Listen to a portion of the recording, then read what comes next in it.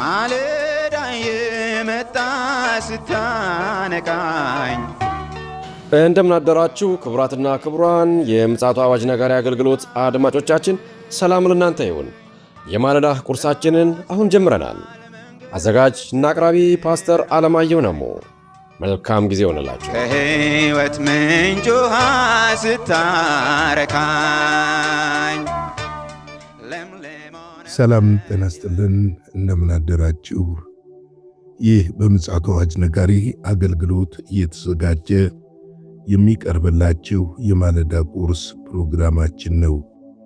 ወደ ዛሬው የማለዳ ቁርስ ፕሮግራም ከማለፋችን በፊት ይህንን ማለዳ በምሕረትና በቸርነቱ የሰጠንን እግዚአብሔር አምላካችንንና አባታችንን አብረን አመስግነን ወደ ዛሬው የማለዳ ቁርስ እናልፋለን። እግዚአብሔር ሆይ ስለ ምሕረትህና ስለ ቸርነትህ በእኛ ሕይወት ስላረከው መልካምና በጎ ነገር ሁሉ በኢየሱስ ክርስቶስ ስም እናመሰግንሃለን። ደግሞም ይህንን ቀን በዕድሜ ላይ ስለጨመርክልንና በምሕረትህና በቸርነት ተከልለን ለዚች ማለዳ ስላበቃህን በኢየሱስ ክርስቶስ ስም እናመሰግንሃለን። እነሆ ደግሞ እግዚአብሔር ሆይ ያንተ ምሕረት፣ ቸርነት፣ ጸጋ፣ ኃይልና እግዚአብሔር ሆይ በሕይወታችን እንዲበዛልን ያንተ ጸጋ እንዲያግዘን እንዲደግፈን አቅም ጉልበት እንድትሆነን መልካምነትህንና በጎነትህን በሕይወታችን እንድትገልጥ በኢየሱስ ክርስቶስ ስም እንጠይቅሃለን። በምድር የመኖር ዘመናችን እግዚአብሔር ሆይ ለብዙዎች በረከት እንድታደርገን፣ የመዳን ምክንያት እንድታደርገን፣ የፈውስ ምክንያት እንድታደርገን በኢየሱስ ስም እንጠይቅሃለን። እግዚአብሔር ሆይ ሕዝብህን ከጨለማ ወደ ብርሃን እንዲሻገር የሕዝብህን ዓይኖች እንድትከፍት የዚህን የዘመን ፍጻሜ መመልከት እንዲችል ከተያዘበት ነገር እንዲላቀቅ እግዚአብሔር የዘላለም አምላክ የመንፈስ ቅዱስ ኃይልና ጸጋ በሕይወታቸው እንዲገለጥ በኢየሱስ ክርስቶስ ስም እንጠይቅሃለን።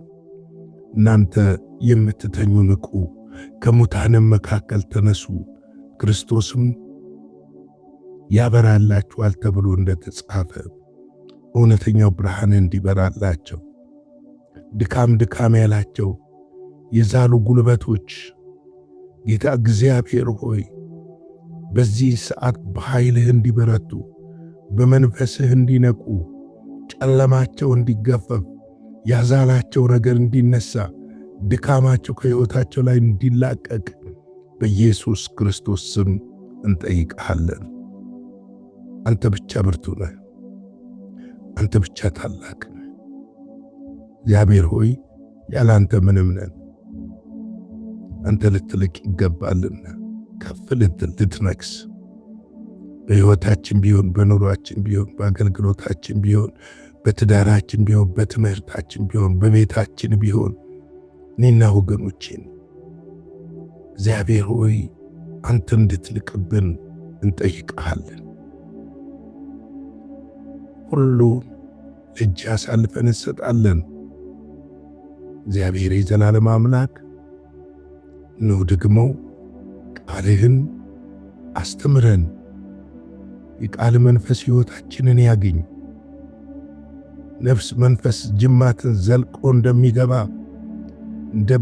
እንደ ባለ ሁለት ሰይፍ ይህ ቃል ውስጣችን ዘልቆ እንዲገባና በፊትህ መቆም፣ ማገልገል፣ መበርታት እንድንችል እንዲያግዘን በኢየሱስ ስም ጠይቀሃለሁ። ስለ ሁሉ ነገር ተባረክ። ቃልህን ባርክልን በኢየሱስ ስም አሜን። እንግዲህ እየተመለከትን ያለነው የአንደኛ ተሰሎንቄ መጽሐፍ ምዕራፍ 2 ነው እየተመለከትን ያለነው። በትናንትናው ዕለት ቁጥር 11 እና 12 ነበር በከፊል ማለት 11 ብቻ ነው የተመለከትነው። ሁለቱ የተጣመሩ ክፍሎች ቢሆኑም 11 ብቻ ነው ለማየት የሞከርነው። ወደ መንግስቱ ወደ ክብርህ ለጠራሃቸው ለእግዚአብሔር እንደሚገባ ትመላለሱ ዘንድ የሚለውን ነበር። እንግዲህ የተጠራ ነው ለክብሩ ነው። ወደ እግዚአብሔር ክብር ነው የተጠራ ነው። ወደ መንግስቱ ነው የተጠራ ነው። ጠሪው ደግሞ ሰዎች ሳይሆኑ ራሱ እግዚአብሔር እንደሆነ ልናውቅ ያስፈልጋል። የእግዚአብሔር ምሕረት ቸርነት በስቶ በጸጋው አግዞን የመንግስቱ ሰራተኞች እንድንሆን ለመንግስቱ ክብር የጠራን እግዚአብሔር እርሱ ለዘላለም የተመሰገነ ይሁን። ምክንያቱም ለክብር ነው የታጨነው፣ ለምድር ክብር አይደለም። በልብስ ለሚጀቦን ነገ ለሚያልፍ ክብር አይደለም። በምድር ላይ ተነጥፎ ነገ ለሚነሳብህ ምንጣፍ አይደለም። ይሄ ክብር የዘላለም ክብር ነው። ለዘላለም ከሱ ጋር እንድንኖር ወደ መንግስቱ ወደ ክብሩ ለጠራችሁ ይላል። ወደ መንግስቱና ወደ ክብሩ ነው ይጠራል። የመንግስቱ ወራሾች ነው ያደረገን። ሮሜ ምዕራፍ 8 ቁጥር 14፣ 15፣ 16 ሄደን መመልከት እንችላለን። እግዚአብሔር እየጠራን የርስቱ ወራሾች እንድንሆን ነው። ለራሱ ክብር ነው የጠራን፣ ለራሱ ርስት ነው የጠራን። ስለዚህ ወደ መንግስቱ የተጠራንበት መንገድ አንዳንድ ጊዜ ታውቃላችሁ፣ ሰዎች ዋጋ ከከፈልንበት አንድ ነገር እናከብረዋለን። ዋጋ ስላልከፈልንበት ግን ይቀልብናል። ይሄ ሰው ተፈጥሮ ነው። ነገር ግን እርሱ ዋጋ ስለከፈለልን ነው የተከፈለው። እግዚአብሔር እኮ ልጁን ነው ያስከፈለው። እኛን ወደ እርሱ ክብር ለመጥራት፣ እኛን ወደ መንግስቱ ለመጥራት ልጁን አስከፍሎታል። ልጁ ደግሞ ሕይወቱን ነው የከፈለው። ቆስሏል፣ ደምቷል፣ ተገርፏል፣ ሞቷል፣ ከሞት ተነስቷል። ይህን ሁሉ ዋጋ የከፈለልን እኔና እናንተ የእግዚአብሔር መንግስት ወራሾች እንድንሆንና የእግዚአብሔርን ክብር ተቋዳሾች እንድንሆን እንደሆነ ልናውቅ ያስፈልጋል። ለዚህ ነው ለእግዚአብሔር እንደሚገባ ትመላለሱ ዘንድ እንደሚገባ። ምንድነው ለእግዚአብሔር የሚገባው? በትናንት ወዲያ ተመልክተናል። ለእግዚአብሔር እንደሚገባ የምንመላለስበት መንገድ ምንድን ነው? ጽድቅ ነው፣ ቅድስና ነው፣ እምነት ነው፣ መታመን በእግዚአብሔር ዘንድ ታማኞች መሆን። ከዛ በፊት ቀደም ብለን ተመልክተናል። እንዴት ነው የምንመላለሰው? በየዋህነት ነው። በየዋህነት በትህትና ልንመላለስ ይገባል። እነዚህ ነገሮች በጥልቀት ማየት አለብን። በጥልቀት መመልከት አለብን። በጥልቀት መረዳት መቻል አለብን። አለበለዚያ የእግዚአብሔር ወንጌል እውነት አይገባንም። ቤተ ክርስቲያን ስለተመላለስን የሚገባን ጉዳይ አይደለም። ራሳችን ቁጭ ብለን እግዚአብሔር አምላክ ለምን እንደጠራን፣ ለምን እንደመረጠን፣ ወደ ምን እንደሚያፈልሰን ይህንን ልናውቅ ያስፈልጋል። የተከፈለልንን ዋጋ ልናውቅ ያስፈልጋል። ምክንያቱም ዋጋው የከበረ የልጁ የኢየሱስ ክርስቶስ ደም ነው። እስቲ ከናንተ መካከል ልጁን አሳልፎ በወህኒ ቤት ላለ ለነፍሰ ገዳይ፣ ለወንበዴ፣ ለዱርዬ የሚሰጣለ? የኔ ልጅ ሞትና እነሱ ይፈቱ የሚላለ ትላላችሁ? እርግጠኛ ነኝ አትሉ። በልጃችሁ ላይ ጭረት እንዲያርፍ እንኳን አትፈልጉ። ምክንያቱም ልጆቻችሁ ስለሆኑ። እሱ ግን ልጁን ከፈለ፣ አሳልፎ ሰጠ። እንደውም በመጨረሻ የመስቀል ሞት ላይ በጣም ከሚገርመኝ ነገር ፊቱን አዞረበት ይላል። ፊቱን አዞረበት። ስለዚህ እኮ ኤሎሄ ኤሎሄ ለማ ሰበቅታኒ ብሎ አምላኬ አምላኬ ስለምን ተውከኝ ይላል። ፊቱን መለሰበታል። ለመክፈል ነበረበት። እኛ መዳን ነበረብን። እኛ ወደ እግዚአብሔር መንግሥት ወደ ክብሩ መምጣት ነበረብን። ስለዚህ ነው ለእግዚአብሔር እንደሚገባው መመላለስ የሚገባል። እንደሚገባ ልንመላለስ ያስፈልጋል። እግዚአብሔር ደስ እንደሚያሰኘው ልንመላለስ ያስፈልጋል።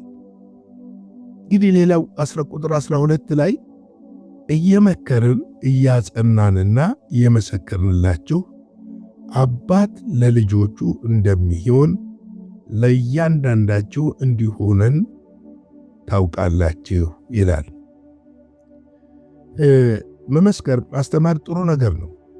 ስለዚህ ቤተ ክርስቲያን አገልጋዮች በጣም ማወቅ ያለብን ሰዎች እንዲጸኑ ማድረግ ግን ዋጋ ያስከፍላል።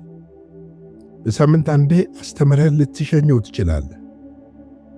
በሳምንት አንዴ የሆነ ነገር ነግረው ልትሸኘው ትችላለህ።